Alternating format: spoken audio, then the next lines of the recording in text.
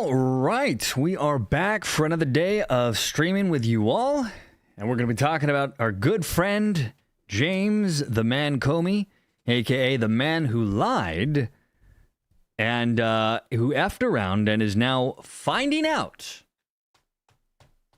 The boy is getting charged with obstruction of justice and, of course, lying to Congress, which is a no-no if you want to stay out of jail. Welcome to the chat. Hi, Roberta Morrison. Welcome. Clippers, I see you there. Making sure everything's operating wonderfully well today. Who knows? We'll see. All right. So, this is interesting because seeing the corruption within the federal government, starting with Comey, Clapper, and Strzok, Smirk, Peter Strzok, Lisa Page, all these people who tried taking down the Trump administration and also helped bring about the Russia collusion hoax, which led the way for the excuse for the radical left to become uber ultra violent. Because once you're fighting against Adolf Hitler and the end of democracy, well, then you feel justified in doing everything that you feel like doing to bring about the end of this so-called evil regime, including violence, like shooting Charlie Kirk, and more. So these people need to pay a serious price. And indeed, the left is scrambling to handle this fallout of James Comey, because make no mistake, it may start with him, but it is going to affect so many more people. Because once you take out Comey, and while it might just be two small charges, which if I understand correctly, he's only looking at maybe 10 years total, so 5 years for each, the current charges, that doesn't mean that they won't add on more as they go along. Because once you start opening up this investigation and you start looking into everything else he's doing, this will open the door. And if he wants to save his butt, there's a good chance that he's going to squeal like a stuck pig and reveal other people. And who knows? So it's a good time. Let's see here. Pull this up here. Okay, so let's start with the left-wing rag Axios, who's talking about this today. Yeah, Danny, I see you. Yeah, Axios is a left-wing rag. Of course, they're going to do the retribution stream. Hey, Gunmetal. Hey, I saw your email, Gun. I saw it late last night. I will get back to you hopefully later today when I'm done doing the different things I got to do today. But I meant to get back to you last night, but it was late. And by the time I got home, it was like 1 a.m. Welcome, Charles. I see you in chat. All right, so Axios. This is by Tal Axelrod and Zachary Basu, or whatever, who cares? They write, the first domino, Comey indictment sets MAGA retribution in motion.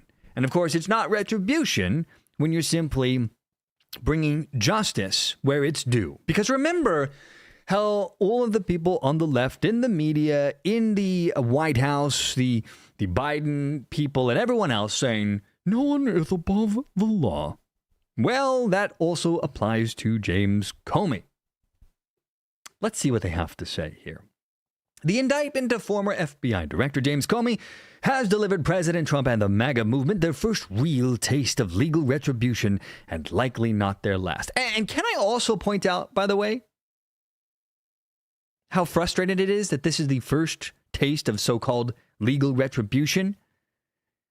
It's been the frustrating thing about the Republican Party for all my life, is that they are a bunch of linguini-spined, pathetic, scared little babies who won't go after criminality from the opposing party. They only go after each other.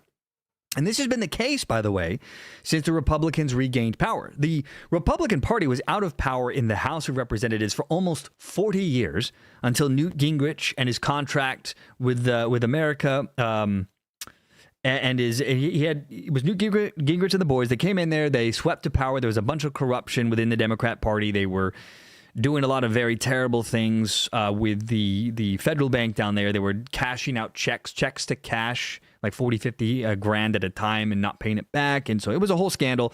They got the Republicans back in. They balanced the budget. But Newt Gingrich flew too close to the sun, and he got thrown out of office for some affair scandal, if memory serves. So he was gone. And after that, the Republican Party just went back into this whole, we're the JV team. We can't do anything. Every time we're in power, we do nothing. And so even in the first term of Donald Trump, and the corruption was clear, it was obvious, and yet nothing was done. And part of that could be that, Donald Trump himself in the first term believed that the Democrat Party was more of a performance. They didn't really hate him. I think he honestly believed that. In fact, there was a radio talk show host, Rush Limbaugh, who mentioned this, where he had a meeting with Donald Trump back in 2016, shortly after Trump got into office, and Trump told him how he felt that the Democrat Party would meet him in the middle. And Rush Limbaugh was sitting there going, what? No, they hate you. Well, he was right. They did hate Donald Trump, and they proved it every step of the way. And after he got out of office, they made the critical mistake of trying to destroy him and his family, which forced him. I always thought that Trump would have ridden up into the sunset if they just left him alone after 2020, but they didn't. And that forced his hand. And now they're paying the price. And this time, after having been shot at, having been indicted with trumped up crazy charges, Donald Trump is legitimately out to make the corruption and the evil people within the federal government and within the Democrat Party to pay. And I think that's where this is all headed. So let's get back to Axios here. Why it matters. Axios likes telling us why it matters. To Democrats and the legal establishment, the charges against Comey for obstruction of justice and lying to Congress represent one of the most brazen collapses of prosecutorial independence in U.S. history. Now, these guys are smoking a lot of crap. No, it's not that at all. James Comey was responsible for Crossfire Hurricane, where they trumped up a bunch of crap to spy on Donald Trump leading up to the 2016 election. You had James Comey creating faulty FISA warrants. They used the Hillary Clinton-funded Steele Dossier. Remember the peen on a bed in Moscow, which was completely made up, paid for by Hillary Clinton as Oppo research. James Comey used that even though they knew it was crap. You had the entrapment and prosecution of General Michael Flynn, which is one of the greatest tragedies of that first couple of years in the Trump administration. A good man was destroyed. Comey took advantage of the transitioning White House that was not prepared for them. They set up Michael Flynn. They baited him so that they could catch him in a lie. They got him to sit down like, it's an informal chat. No lawyers. You're fine. And so he answered questions by memory of a phone call to the Russian ambassador, and they were trying to get him on the Logan Act, but there was nothing there, and they knew there wasn't anything there, but they still went for it. Comey was pretty amused by the whole thing. There was declassified documents that got released, where you had the FBI Deputy Director, I think it was Andrew McCabe, who was asking Comey what was their goal, and basically they said, well, they want to see if we can't get him to lie or make a misstatement so that we can prosecute him and basically use him against the Trump administration. James Comey was part of all of this. He's a scumbag, and he was part of a cabal that helped create the narrative of the Russia hoax.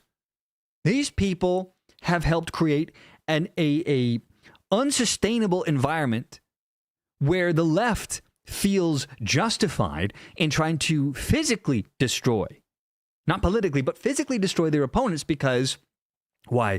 Donald Trump was a communist. He was a Russian asset. When that didn't work, then it became he's a Nazi. He's a fascist. And this all goes back to the deep state, which is ironic because when people used to talk about the deep state, no, everyone thought, well, that's stupid, that's retarded. But these federal agents who outlast presidents felt like they had all the power in the world, and justifiably so. People were afraid of them.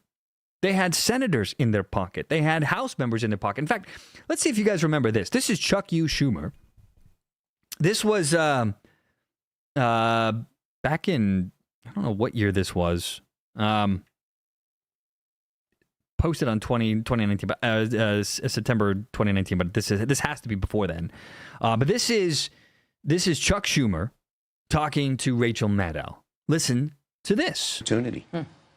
So I was distraught right after the election, but I'm now actually invigorated by the challenge and our ability to succeed in this challenge.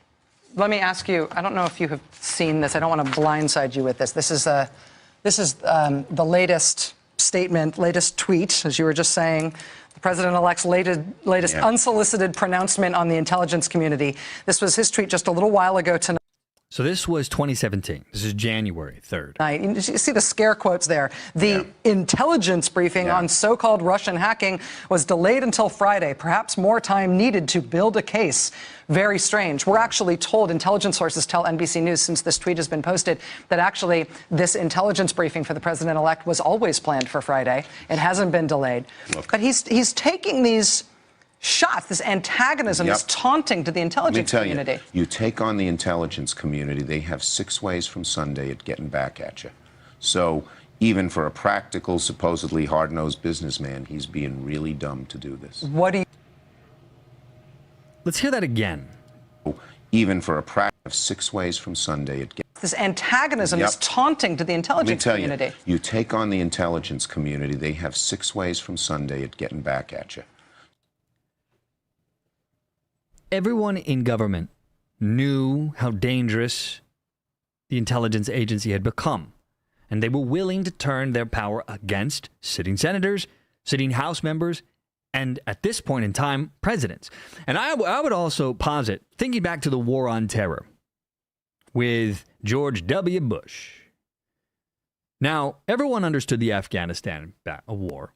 Then when it came to Iraq, we were sold on weapons of mass destruction that needed to be stopped, that Saddam Hussein... Now, Saddam Hussein was a bad guy, and I don't feel bad for him getting wiped out. But the idea was, well, weapons of mass destruction is why we have to go in there and kill him and wipe out his regime and then start nation building, which I always thought was weird that we were going to do that. Now, when we found nothing... we found nothing, no weapons of mass destruction ever got discovered, and it helped destroy George W. Bush's reputation. And it made me think about this years later, that what if the intelligence agency set up George W. Bush? Now, I'm not saying they did. I have no way of knowing. But I think it's a perfectly reasonable question to ask, looking at what they did to Donald Trump in 2016, setting up a fake Russia collusion hoax, which now the left, even though it's been debunked for years, all the little peons on the left, the low information voters, they still believe that he's a Russian asset. What if they did that to George W. Bush as well? Now, who knows? Maybe they did, maybe they didn't. But I think it's a question worth answering. So even for a practical, supposedly hard-nosed businessman, he's being really dumb to do this. What do you think the intelligence community would do if they were motivated? I don't know, but from what I am told, they are very upset with how he has treated them and talked about them. And we need the intelligence community. We don't know what's going on. Look at the Russian hacking. Without the intelligence... You see? This guy's also sending a little signal to, hey, do something about him. But they all knew. Everyone within the intelligence agency, they knew how dangerous these guys were. Intelligence community, we wouldn't have discovered it. Do you think he has an agenda to try to dismantle parts of the intelligence community? I mean, this form of taunting hostility... Whether you're a super liberal Democrat or a very conservative Republican, you should be against dismantling the intelligence community. I think it's the best thing that we could possibly do at this point, or at least gutting a lot of these lifers out there and rebuilding it from scratch, because the corruption is systemic, in my opinion. I don't really know how you save this agency at this point. Really. Okay, so let's go back to Axios. This is back to why it matters. To Trump's base, The indictment is Vindication, a long-awaited strike against a deep state villain that they've obsessed over for nearly a decade, and rightfully so, as we have seen. And now, Axios writes, MAGA's biggest question is how much further Trump will go in enforcing the political, quote, accountability, end quote, that has animated the movement for years. The big picture. See, Axios needs to make sure that the writers understand what the big picture is for their article. The indictment came just days after Trump publicly demanded Attorney General Pam Bondi charge his enemies, including Comey, New York Attorney General Letitia James, and Senator Adam Schiff, which, by the way, all of those people are scumbags. And Adam Schiff is the biggest liar in the Senate, maybe anywhere in Washington. And by the way, he has every reason to fire people who won't do their job. We went through all these stupid special counsels during his first term who would go through all the rigmarole, spend all this time and money, and then say, well, we can't charge anyone with anything. We don't know where we're going with this. Yeah, at this point, you're not going to take no for an answer. You need to make sure that these people go through the motions and follow it where it's going to lead you. Now, Trump declared the trio guilty as hell and linked the need to serve swift justice to the roles they played in the congressional investigations, criminal probes, and civil lawsuits that have dogged his political career. That's right. They have tried to destroy and dismantle a duly elected president to stop him from getting his agenda done. That is why it's so egregious. The American people were thwarted. The first term of President Donald Trump was almost entirely swallowed up with this crap. Which, by the way, is why he came out swinging this time with the endless executive orders. He understood the game. He knew that he needed to overwhelm them and then worry about getting his agenda a bit later. This is why you're seeing a slow ramp up. Like, take mass deportations. I actually think that they're still coming. You can see the inexorable increase as we go along. You have new ICE agents coming in. And now, and I might talk about this a bit more later, but they're... I think there's a meetings right now with all the generals with Pete Hegseth. And from what I can tell, I think that they are preparing to use possibly the military to help quell the terrorist group Antifa. In fact, yeah, this is what I was looking for.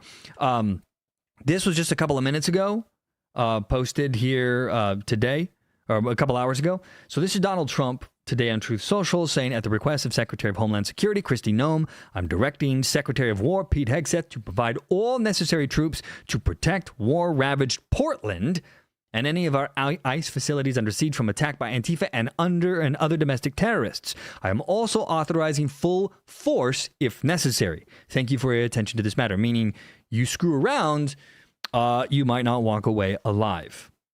Which, honestly, about freaking time. Because the escalations, the murders, the riots, this stuff should have been quelled a decade ago. But we didn't do it. And that's only allowed things to get worse. Okay, so let's go back here. So back to Axios. He took credit, they said, for firing the U.S. attorney who declined to bring charges against James and Comey. Against James and Comey, okay. Then installed personal attorney Lindsay Halligan, who has no prosecutorial experience, to finish the job. What they are saying, meaning what is MAGA saying? As the legal world recoiled in horror at Trump's breach of Department of Justice independence, what are you talking about? Donald Trump is the chief executive. He is the head of the DOJ. That's part of his job. MAGA erupted with glee and hunger for more. Well, yeah, they have been abused by the left for the last decade. Actually longer, but for certain, the last decade has been a never-ending stream of one-sided attacks. Of course, they are excited to see justice finally, possibly, coming to those who really deserve a swift kick in the butt. We are just getting started today with this indictment. It is going to get much worse for the Democrats, posted the Article 3 Project's Mike Davis, one of the MAGA's enforcers in the legal wars. Comey is the first domino to fall. Others must fall faster now, added former Lieutenant General Michael Flynn, who again was destroyed by James Comey and his team when they set him up for a perjury trap. And he, of course, is a senior aide in Trump's first term who was prosecuted during the Russia Hoax. Zooming in, Axios writes, Trump denied Friday that he had a, quote, list of enemies to prosecute, but in the same breath told reporters, I think there will be others. They are corrupt. Yeah, he doesn't need to have a list. Why would you have a list when you have a huge, giant pot of corruption that you can just close your eyes, reach in, and grab something out, and you're going to pull out a corrupt agent or a corrupt bureaucrat? Why I need a list? MAGA, on the other hand, they write, has kept a lengthy list for years and sees Comey as the first of many names to be crossed off. He's definitely an important name to go after because if he falls, it's going to be much easier to go after a bunch of the other scumbags hiding within the federal government or former federal government employees. Now, others include Schiff, James, former CIA Director John Brennan. Again, all of those people should be looked into for their corruption. Former National Intelligence Director James Clapper and former National Security Advisor John Bolton, who, with the, he had the classified documents, all of whom are currently under DOJ investigation. Former President Obama and Hillary Clinton, plus liberal philanthropist liberal philanthropist. That is an interesting way of describing George Soros. No, we should say a liberal activist, George Soros, are viewed as the crown jewels of MAGA's retribution agenda. Well, let's be honest. They're not going to go after President Obama. I'm just going to bust that bubble right now. Sorry, not sorry, but it's just, I don't see President Trump going after another president. I think they'll gut everyone around him, and Hillary Clinton is fair game, but I would be highly surprised to see them go after Obama. I don't know. I just don't see that happening. Now, between the lines, it is hard to overstate how much the Comey indictment means to MAGA, given his role as the face of the Russia Hoax probe, an embodiment of the deep state they believe tried to take Trump down. But many legal experts, including conservative lawyer Andrew McCarthy, view the charges as flimsy, raising the possibility that the case against Comey could collapse at trial. Others are skeptical it makes it that far, predicting Trump's public commentary could get the case dismissed on the grounds of malicious prosecution. And that could be a problem, they write, for a MAGA base that is demanding convictions and prison sentences, according to sources. I think, more than anything, they want accountability and not just a show, said Sean Spicer, Trump's first White House press secretary. Trump's base is still deeply unsatisfied. Many aren't optimistic that Trump will actually indict others or even succeed with Comey, said the podcaster Tim Pool, who I guess told Axios that. What to watch? The Justice Department is investigating Brennan, who quarterbacked the contested 2017 intelligence community assessment, which stated that Russia had a clear preference for Trump in the 2016 election for allegedly lying to Congress. There's another man who needs to be buried with the law. Brennan's prosecution might have been complicated by a snafu over security clearances and potential witnesses. That's an interesting way to put it. You mean a bunch of lying garbage? But Comey's indictment, based on little public information and one alleged false statement in his case, could embolden prosecutors to press ahead against Brennan. My, oh my. So the left isn't really thrilled right now. But it is imperative that the systemic corruption within the federal government is purged, and those who participated in it, whether or not they're still there, need to be punished. The very fact that they weren't punished in the first term is why everything escalated afterwards. Because if there's no consequences for corruption, for trying to do a coup, which, let's be honest, that's what was happening here when you try to undo a duly elected president using fake news, using the Russia hoax. Honestly, it's borderlining treasonous. And if you don't punish them, then everyone else around you is going to go, maybe we can get in on this. They've become too powerful for too long, and they need to pay a price. Danny says, Frank, I can't help but think Comey has become a liability who knows too much. Yeah, well, and I wonder if because these two indictments are only going to lead to more, I think. And if you can get him with enough on his plate where he could be looking at decades behind bars, maybe you can get him to turn turncoat on others to save his skin. So, who knows, right? Gunmetal, you noticing that they don't care about appealing to the public anymore? The more radical statistically isn't making any sense. Almost like there's another card or cards in play. Well, Yeah, well, I think at this point, the radicals have already been activated. They're out there doing exactly what they were meant to do, which is cause do brown shirt tactics, fascist tactics, to disrupt, to terrorize, and now murder. And they've been doing it fairly well. And we're at a very dangerous crossroads where either the federal government is going to crack the hell down on these people, or the people on the right will eventually do it themselves. And if you want there to be peace, then you need to go in there and just crack a lot of heads on the left. And I think the Antifa designation of domestic terrorism is just the tip of the iceberg. I think they're going to ramp this stuff up, and I think you're going to see a lot of the peons get snapped up. But that's not enough. The useful idiots, it's good to get them, lock them up, give them decades in jail, maybe even throw away the key with some of them. But the people who incited them, those that helped create this environment, they all need to pay a price. A steep, long, hard price. Now, I didn't get a chance to more than glance at this. Where is this here? Here we go. This is New York Post. Where is this here? Gunmetal philanthropist? No, definitely not. George Soros would be anything but. Now let's look at the other side of the aisle here. This is James Gagliano. What a last name, right? Gagliano. This is the New York Post, and he writes, James, the Cardinal Comey, I knew what the FBI fully deserves. Whatever comeuppance is in store. So let's see what his take is on all of this. The Justice Department announced that former FBI Director James Comey has been indicted by a federal grand jury on charges of making a false statement and obstruction of congressional proceeding is all but a fait accompli. So unlike Axios, who's trying to push the narrative of it's only hanging by a thread, this guy thinks it's a lock. The pious, sanctimonious, self-righteous, and hypocritical moralizing had long ago cost him his professional reputation. Indeed it did. Remember the whole, during the pre-election, where it looked like they might actually catch Hillary Clinton for destroying evidence, and he went through all the crimes, said these are crimes, but then would go after each point, but say, but no reasonable prosecutor would prosecute for these crimes, and then let her off the hook. Now, with charges of perjury and obstruction, Comey could face imprisonment, and for damn sure he needs to. I added that part. If that comes to pass, his tattered legacy will earn yet another stain. More tragically, the narcissistic leader who was relieved of his duties by President Donald Trump, soon into his first term, will continue to damage the agency I love and served for a quarter of a century.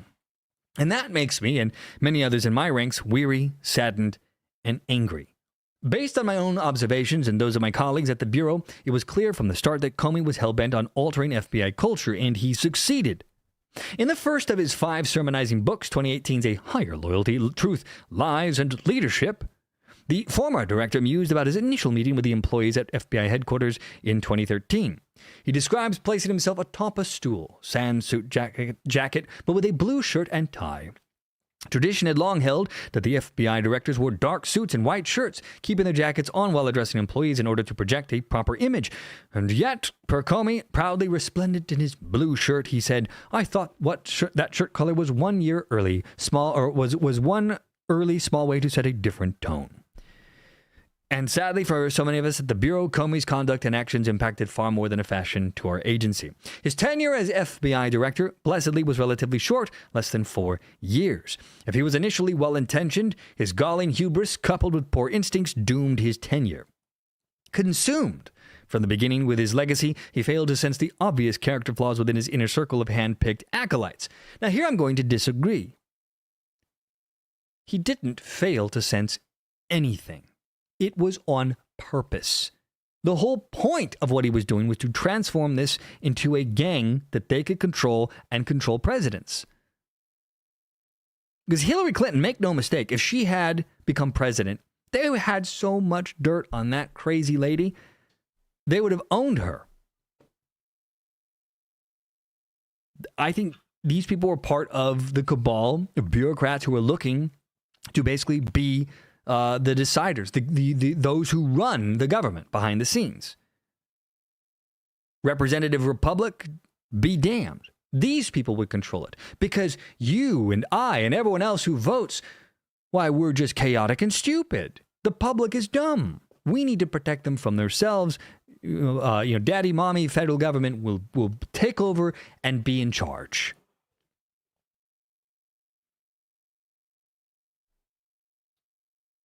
Now, that alone did irreparable damage to the Bureau. The New York Post goes on to write, many of us at first bought the myth of Cardinal Comey.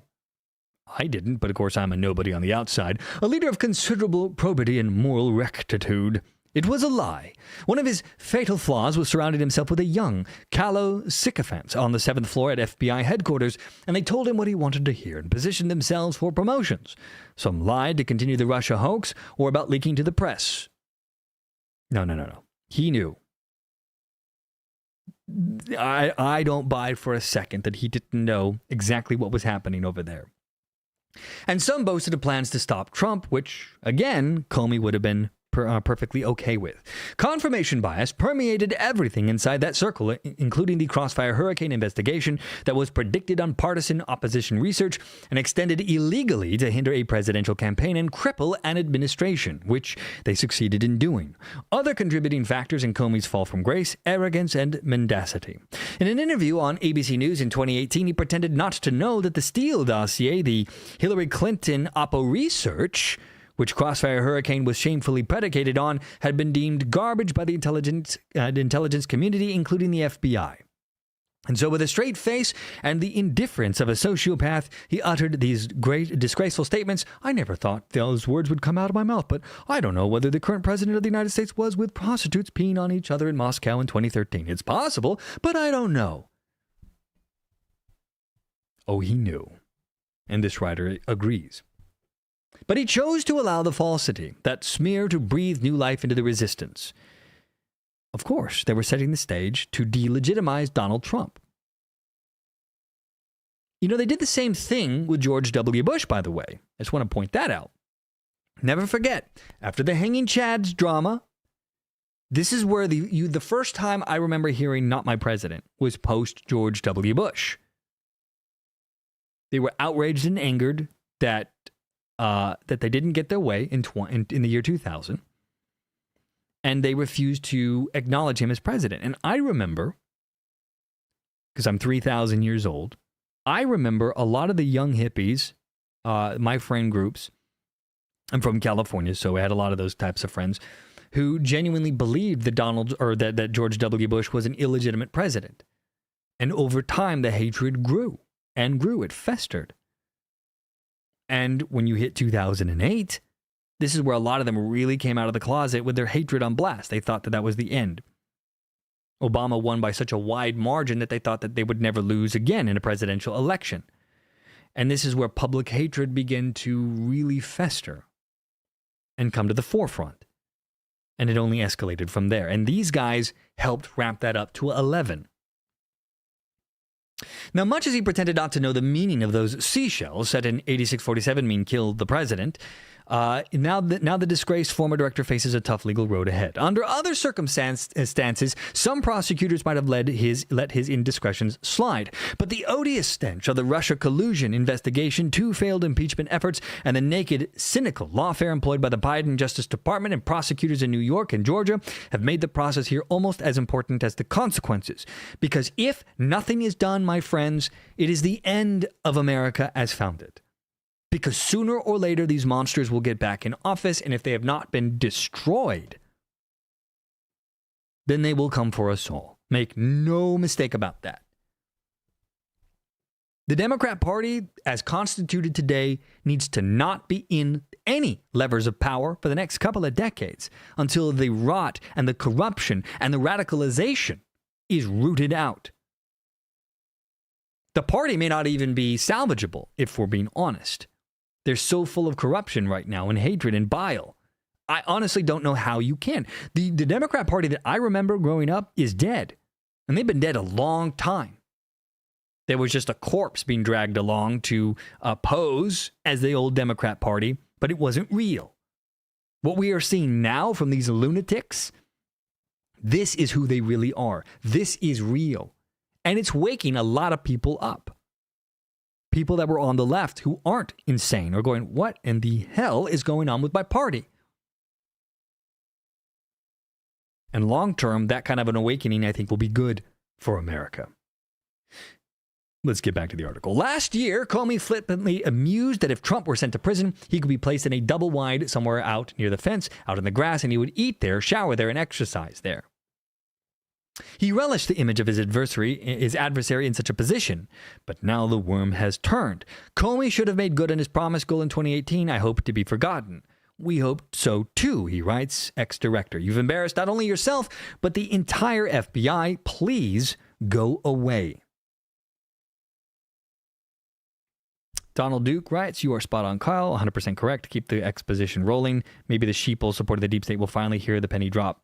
Well, and Donald, I'm telling you, I think a lot of them are. There is a content creator who I would say would be more left-wing than not. She's got reasonable takes at times. The left thinks she's a radical conservative, and people on the right think she is a far leftist. I think she's got far left opinions, but she's more centrist than she realizes, I think. And I'm talking about Shoe on Head, and I might maybe I'll do a react video today about her video where she was talking about the Charlie Kirk murder, and you could see the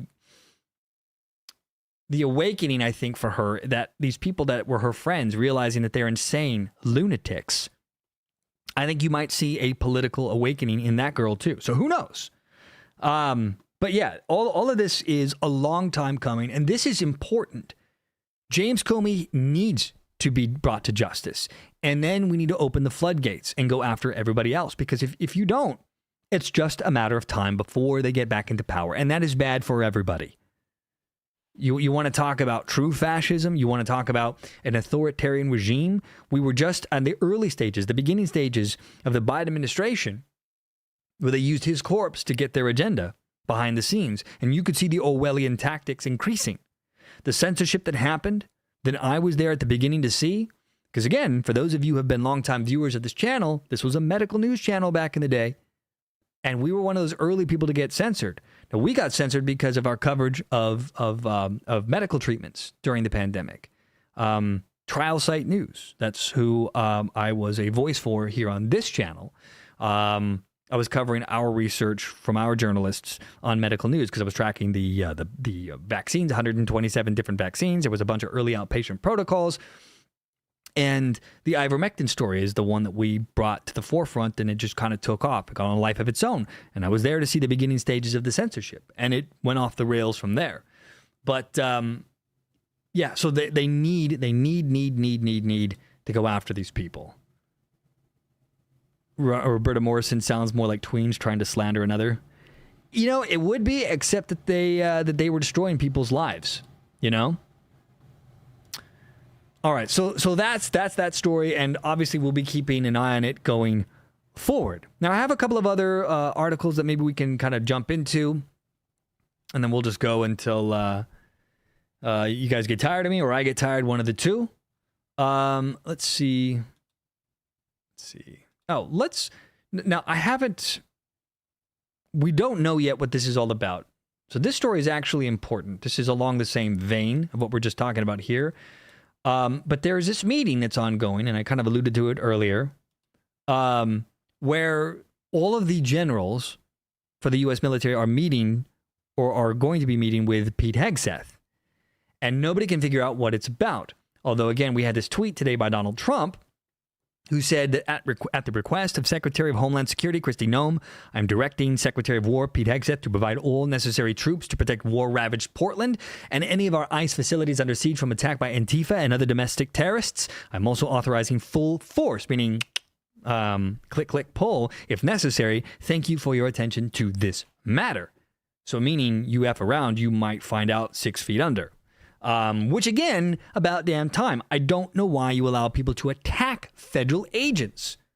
If you walked up to a police officer and attacked them, you're going to get shot. But for some reason, we've allowed our ICE facilities to just be attacked.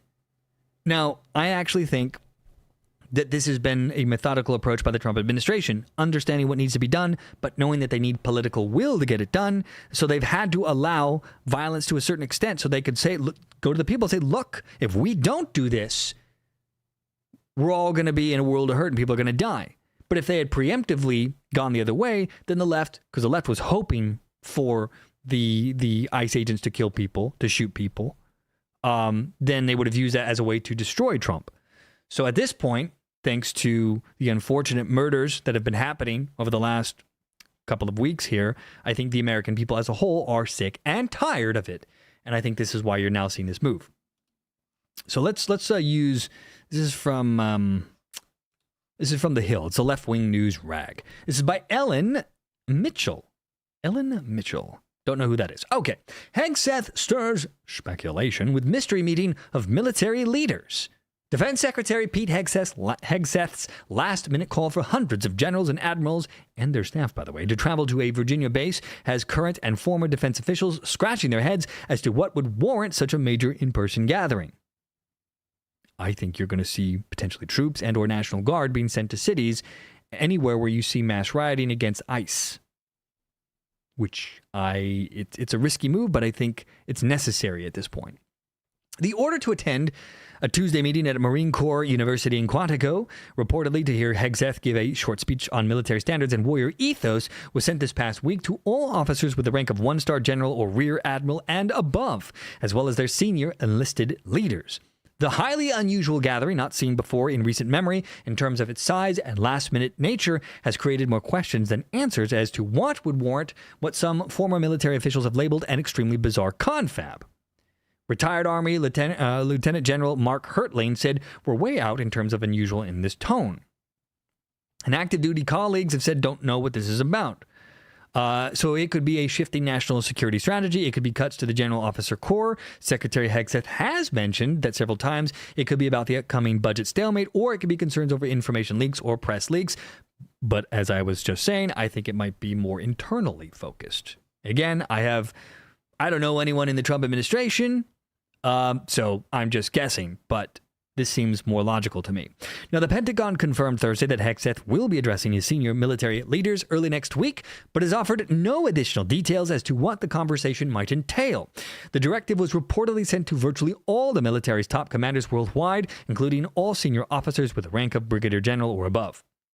Now, the Washington Post reported Friday that its meeting is meant to be an eyeball-to-eyeball kind of conversation between Hegseth and his top officers, citing one person familiar with ongoing discussions. But such a large in-person convergence of top military brass has never taken place in the history of the U.S. military, according to Hertling, who said, "Certainly during wartime, generals commanding in a theater are brought in individually with a team, or the president or the secretary of defense visits them at their theater operation, but I've never seen anything like this before, and it just seems extremely bizarre and strange." Well, let's argue that we've never been in this situation before as a country, maybe outside of pre-Civil War. We're in a very strange place here in America. So, doing strange things out of the ordinary seems par for the course for me for the Trump administration. They have to. They need to be unpredictable. Anyway, The Hill goes on to write, "It is very rare to call for such a large meeting of top officers," which blah, blah, blah. They've already said that multiple times. Blah, blah, blah, blah, blah. Let's see. No, Hegseth's directive and its lack of public explanation have even alarmed some outside groups, including Democracy Forward Foundation, a nonprofit organization in Washington, D.C. that works to expose government corruption. Of course they are. On Friday, the group filed a Freedom of Information Act. They're not going to get an answer on this right now, seeking records on the purpose of the meeting and any secretary assessments of the risks of so many top military leaders leaving their stations to gather in one place. Yeah, they're not going to get that they're not going to get that request approved. In recent weeks, President Trump has developed, they said, a pattern of using respected members of the military as a decoration for his antics. I wonder which side of the aisle these guys are on. And has improperly deployed the military in our nation's cities. Did he, though? He has done this without the authorization of Congress and against the wishes of governors and city leaders, Democracy Forward President and CEO Skye Perryman said in a statement referring to the Trump administration's use of service members to aid federal agents in Los Angeles and Washington, D.C. during the attacks by the radical left. I added that part. Danny says, I wonder if they'd still censor you if you said anything about the ongoing Tylenol deal. I honestly don't know, Danny. But I decided when we rebranded this channel to Be Frank, that I was no longer going to be a medically focused channel. It was just too much of a risk. You never could tell what was going to get you shadow banned. And this channel over the years has received a lot of obstacles. Believe you me, there are times when it's booming, and there are times where we'll see a 90% drop overnight in traffic, and then that usually lasts for a couple of months, and then whatever deboosting is going on ends, and then it'll go right back up as if nothing happened. It's been a weird ride, but yeah, medical conversations. I personally don't plan on doing a lot of those going forward because of the risks here on this platform. But Trial Site News is out there still doing what it's doing. I'm no longer involved in any of the day-to-day operations. That's this company. So it's all medical research news here, but I no longer am involved in that at all. Let's see. Now, the American Civil Liberties Union, the ACLU, also voiced its concerns about the meeting to members of Congress, urging lawmakers to assert their authority and influence as a member of Congress to demand transparency, accountability, and compliance with the law. I mean, ACLU is just a left-wing rag that's going to try to stop the Trump administration no matter what they do. Now, at minimum, the ACLU's director, Chris Anders, says the Pentagon must disclose the agenda for the meeting. No, they don't. Not right now, they don't. And any planned changes in policy or program. But more importantly, we urge you to obtain assurances that any changes announced or instituted at the meeting will not result in further unconstitutional, illegal, or other harmful actions. I mean, this guy can just go pound sand. Nobody cares what he thinks. But, the Hill is a left-wing rag, so of course they're going to report on it. Now, Trump and Vice President Vance have both sought to downplay the strange nature of the meeting. Yeah, they're not going to reveal their hand. And they're certainly not going to tell this corrupt news media what they're doing, especially if this is about quelling the terrorism that's festering within our own borders. Why in the hell would they announce it? And Trump said, why is this such a big deal? That's Donald Trump for you. You act like this is a bad thing. Isn't it nice that people are coming from all over the world to meet? Oh my God, that's great. And Vance called the meeting not unusual at all, telling reporters, I think it's odd that you guys have made it into such a big story. Yeah, because there's nothing to tell. There's just a lot of speculation. And I think the left is actually afraid of what this could mean. And I think that's why you're seeing this all over the place. They're hoping to get pressure for the administration to back off of whatever the hell they're planning. Now, Richard Haass, AAS there, President Emeritus of the Council on Foreign Relations, hypothesized that the meeting could be a cultural thing, with Hegseth wanting to assert his authority. It's just a stunt, and it looks truly, truly excessive. And again, I am going to disagree with all of these people. I think this is going to end up being Antifa-related. He said this on Morning Joe. There's easier ways to do this. We have fought wars in recent years, by the way, without people leaving their bases. Yeah, but not very well, did they? That's why we have these secure video systems. You don't need to do something like this. It has to be something much more personal. It could also be a fishing expedition, by the way, to see who would leak this. You never know. So, and why all of this matters is let's shift over to the post-millennial, because this is also happening simultaneously. And again, I think these are related. Attorney Pam Bondi is now activating joint terrorism task forces across the country as far-left attacks on ICE rage on.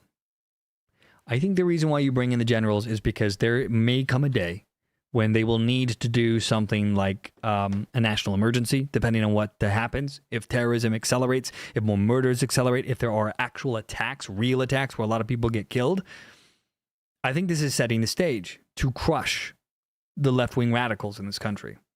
Which, I'll be honest, I think about damn time. It's risky to do because it's on American soil, but I don't think the left is giving anyone on the right or even people that are neutral any choice here. They are hell-bent at destroying the country. Antifa has one purpose, and that is to bring chaos and confusion until the country it devolves into nothingness and has to be reborn in their own image. So let's see what the post-millennial has to say about the U.S. Attorney Pam Bondi here. This was by no one. Okay. U.S. Attorney General Pam Bondi has instructed the Joint Terrorism Task Forces throughout the nation to take immediate action to identify, disrupt, and investigate domestic terrorist activity, including repeated violence and obstruction targeting federal personnel. Earlier today, Human Events Jack Posebic or whatever called for the move to be made. I guess this is it. Let's see what's... In fact, I know from having done previous investigations and work into this that, you know, it always seems that there's some guy in the back of you talk about the silos, some investigator in the back of one of those joint terrorism task forces, the JTTFs that are across all the major cities, who has done in many cases a lot of the tracking of the information of these individuals in these networks, and yet it's siloed and they can't share it with people because they don't stay in one AOR, they don't stay in one city, they do other things, and they don't share it with other agencies who could then bring those investigative prowess and and potentially prosecution forward. So I absolutely applaud the fact that that you've done that. I hope the JTTFs can be a resource here as well. Obviously, DHS plays a huge role there. Right. And again, I'm still going to go out on my limb. I still think these two stories, the Mystery General meeting and this move by Attorney Pam Bondi, likely have some kind of connection. I might be reaching here. I might be wrong. But I've got this little itch in the back of my head that says, you know, he's already talked about bringing troops in. Why not have a meeting to discuss where things are going? I don't know. Again, I'm not in the military. I don't know any of these generals. I don't know Donald Trump. But that's what I think. Now, on Friday night, Pam Bondi wrote, I have witnessed the continued onslaught of violence perpetrated against ICE officers across our country.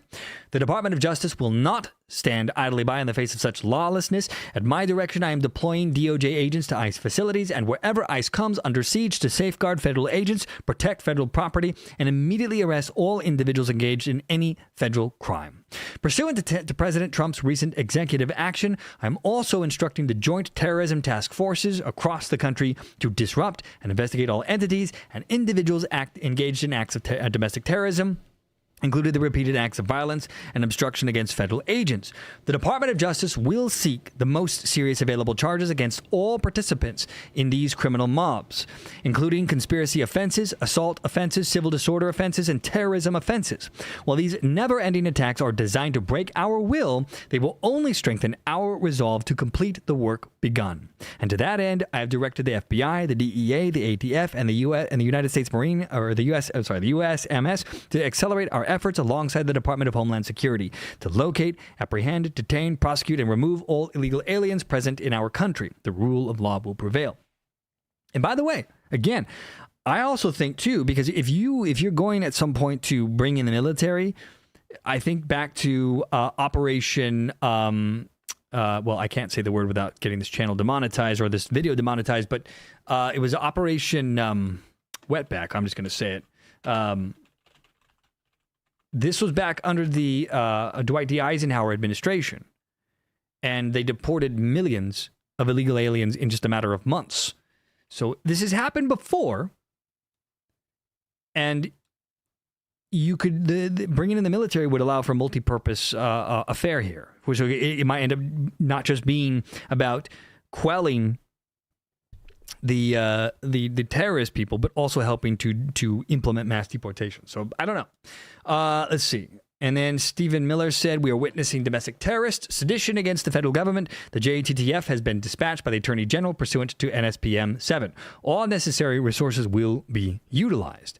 And on Friday, anti-ICE rioters sought to obstruct a federal vehicle's entry into the ICE facility located in Broadview near Chicago. And officers responded with pepper balls and tear gas to clear the area. Arrests were made, and at least one firearm was confiscated. And I guess this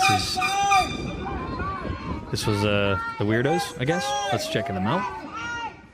Shoot ICE! Shoot the fucker! Shoot the fucker! See, that should be incitement, no?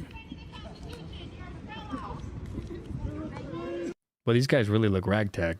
Okay.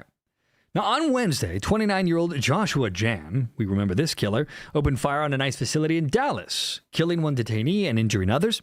The motive was anti-ICE, as left-wing political violence continues to rage throughout America in the wake of the assassination of Charlie Kirk. So, yeah, so I think, and again, I may be reaching here, and you guys can tell me what you think, but I don't know. I think all of these are going to end up being related when all is said and done.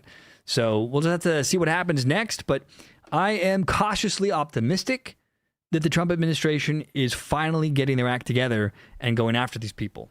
And they need to, because this country will not last with this kind of a violence going unanswered. So, good times for everybody, right? Speaking of that and less good times, this infuriated me. I saw this late last night and I didn't get a chance to do anything about it yesterday. But I don't know if you guys remember this. Let's see if this video will load. This is insane.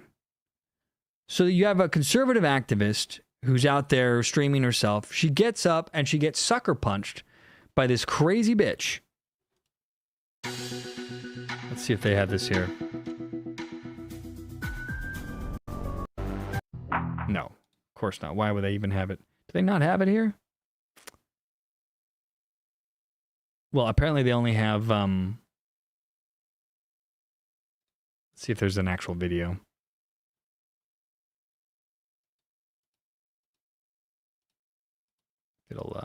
I'm not the one who admitted they would be okay with killing babies in foster care and killing children that have been abused. That's not the point. What I'm saying. That's really... Okay. Clear freaking assault, right? No question. This bitch needs to go to jail. Well, good old left-wing Alan Bragg. She's going to get off the hook here. New York City woman who sucker-punched pro-life activists will not be prosecuted as the Manhattan DA Bragg's office admits they botched the case. Wow, how did that happen? The Manhattan District's Attorney Office quietly dismissed their case against a woman who violently punched, they said clocked, but punched a pro-life activist in the face. And a conservative law firm now plans to file a civil suit against the assailant. So they're just going to sue her, and good luck if that girl has any money or not. She's not going to go to jail for on video 4K live stream punching out someone, sucker punching, not going to go to jail. Because oopsie doopsie, Alan Bragg and his department sucks. The DA's office on Friday confirmed at the Post that in July it dropped the second-degree assault charge against 30-year-old Brianna Rivers, blaming an unacceptable error of missing a deadline to hand over evidence in the case to the defense team. The hell is this? The bungled case is now being reviewed by the Chicago-based firm Thomas More Society, which plans to sue Rivers on behalf of activist Savannah Craven Antio, the woman that got sucker punched during the on-camera street interview. This is some BS. The Bragg office needs to... Something needs to happen to these people. How do you let this slide? But of course, that's what these people have been doing for a long time. I guarantee you they wouldn't have neglected to send the paperwork over if it had been a Democrat getting punched by a Republican. Of that, I have no doubt. Now, Christopher Ferreira, a senior counsel with the Thomas More Society who is representing the pro-life activists, said people need to learn accountability. Wow, shock, right? For what is happening in this country over the last year, which is this wave of violence by left-wing activists who think that the appropriate response to an opinion they don't like is either punching, kicking, assaulting, or shooting someone. This lawsuit is about telling people that there is accountability if you viciously assault someone because you don't like what is said. You're going to suffer the consequences, if not criminally, then civilly. And civil is not enough. There is no reason why the outrage here is, this is maddening. Because this is just par for the course. Now, Ferreira said that the DA's office failed to update Craven and Teo about the case when the charges were dropped, and has since... So they didn't even tell her that they were dropping the charge, and has since ignored multiple calls and emails from their law firm. This is unacceptable. I don't know if legally if you can sue the DA. I'm going to have to look this up because this, not safe for YouTube words want to pop out of my mouth right now. Now, Craven and Tail said she didn't know the case had been dismissed until she saw her assailant flaunting the news on Instagram. I'm feeling disgusted because this is just the careless actions of Alvin Bragg's DA's office. They're infamous for this sort of behavior. A spokesperson for Manhattan District Attorney Alvin Bragg said the office has taken immediate internal steps in light of this botched case. BS. A spokesman for this retarded DA's office by Alan Bragg says, every victim deserves their day in court, and our office has reached out to apologize to Miss Craven and Teo for the unacceptable error of missing the discovery deadline, but too bad for her, nothing's going to happen to this violent woman. The missed discovery deadline occurred after the case was transferred to a different prosecutor. Sure it did. The unprovoked attack left Craven and Tail with a black eye, 2 stitches under her eyebrow, severe pain in her nose, lasting emotional trauma, totaling more than $3,000 in medical bills. She said, I was using my First Amendment right to free speech. Well, unfortunately, the left does not believe in free speech. They would be very happy if they could just frog march all of you into a gulag and bring on the gas chambers. And on top of that, she said, I wasn't even saying anything that was egregious. I want her to understand that this is not something that she can continue to do the next time she runs into somebody she disagrees with. Well, I hate to break it to you, Craven, but the woman learned exactly that she can get away with it. Now, during the filmed interview, tensions flared when the conservative influencer pressed Rivers about her views on the controversial topics. The interview gradually grew sour as Craven and Tail routinely interrupted Rivers, claimed women who have undergone abortions were killing babies, and even laughed at her interview subject. Things took a turn when Craven and Tail asked whether foster kids should be killed because they're not wanted. And Rivers responded to why not. Because Rivers is kind of an a-hole. Obviously, we saw her punch someone. Who's going to take care of them? I need to know the percentage of people who take children from foster care and abuse them and molest them, who make them personal slaves. I need specifics before you come to talk to me about pro-life. The pair went back and forth for another minute before the video clipped. Craven and Tail then is heard repeating the foster care question she had posed to Rivers. I am not the one who admitted that they would be okay with killing babies in foster care and killing children that have been abused. That's not the point. What I'm saying is, Rivers said before unleashing a flurry of punches to Craven and Tail's face and then storming off while flipping both middle fingers and telling the pro-lifer's husband to suck my dick. Rivers of the Bronx later apologized on social media before she celebrated, apparently, for socking her interviewer in the face, but claimed her antagonistic victim goaded her into violence. There is no excuse for that. This is what's wrong with the left. Well, he made me do it by using his words. His words violently assaulted me, and I only had to strike back. People like this are animals who do not belong in polite society. This woman, Rivers, lock her up. Throw away the key. She shouldn't be out in polite society. If you can't contain yourself, at any point, this stupid bitch could have walked away and said, okay, I don't like you. Screw you. But no. She's instead going to go punch out someone and then try to justify it. Well, she made me mad. This is how you know this person does not belong in society. Now, the violent brute, I like it. It's called her that in the article. That's great. Has since posted a string of videos online gloating about the brawling assault, telling critics to back off now that the case has been dismissed. Ferreira said the outcome might have been different if Rivers had offered a sincere apology. It might be a different story if she had some repentance or truly apologized, Ferreira said, noting that the lawsuit will be filed in the coming weeks. This is a case of someone who thinks in this climate, this assassination culture, that she's totally justified. It is a very dramatic illustration of the mentality that we're dealing with. And of course, Rivers did not immediately respond to the post request for comment. I got to look this up. I wonder if there's anything that can be done, or if is that just it? There's no hope in prosecuting this crazy lady. That seems so insane to me. Let's see here. Let me look this up.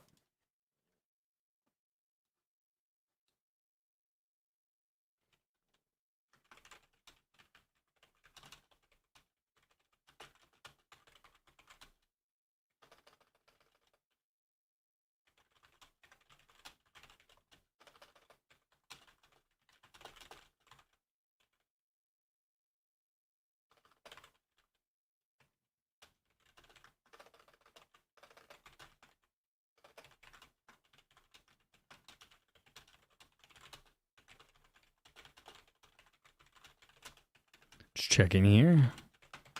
Doing some quick research. I can't believe that there's no options here. How can you be... How can justice be lost because the prosecutors can't frickin' send over information? That seems insane to me.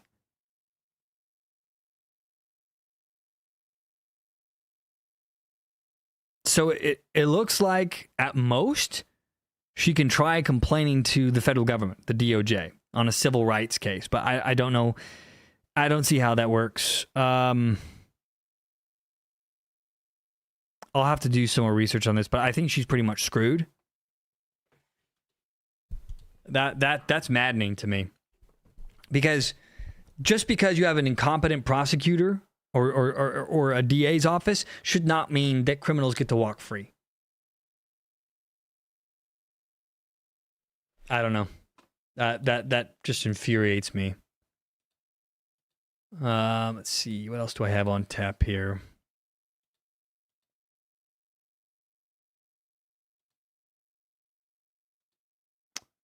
I think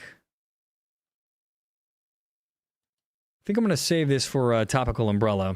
But I'm gonna talk about this, I think, a little bit later today on my alt channel, which I will link to in the comments. But there was this illegal alien who somehow became the school superintendent in Iowa. And he only got busted because there was a gun charge on this guy. Which, how the hell does that happen? So, yeah. But I'm going to save that for a topical umbrella. It's been about an hour now, so I think for now I'm going to wrap this up. But again, thanks for joining me, guys. It's been fun. And this is a new format I'm kind of toying around with. Where I'm just doing, these are live reacts. So in most of these cases, outside of maybe doing a precursory glance at the article, I have no idea what's going to be said in it. And my reactions are essentially happening in real time with you guys here. And if this is something that you guys enjoy, I might keep doing these. I don't know. I've been kind of toying with the idea for a long time now about doing this. And I've been having a lot of fun doing it. So, if you guys enjoy it, let me know. But in the meantime, thank you so much for joining me today. I might come back on later today with another stream. Just kind of depends. But for certain, on my alt channel, it's Topical Umbrella. You can definitely find more content that I'll be posting later there. Let's see. Here it is. Here.